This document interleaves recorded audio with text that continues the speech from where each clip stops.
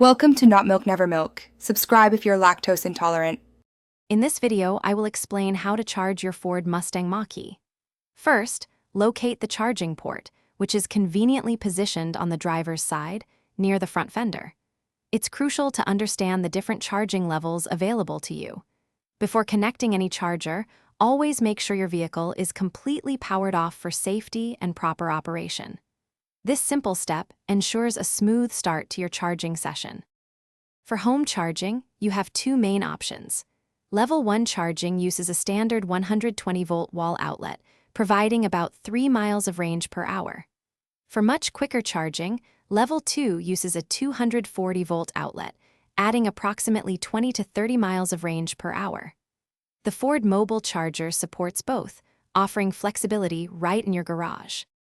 When you are on the go, DC fast charging is your fastest option. These public stations can add many miles of range in a short time, often going from 10% to 80% in about 45 minutes. Use your Mach-E's navigation system or the Ford Pass app to easily locate nearby compatible stations. Once there, firmly connect the larger DC fast charge connector to your vehicle's port. After connecting, you can monitor your charging progress directly on your Mach-E's display or through the convenient Ford Pass app on your smartphone.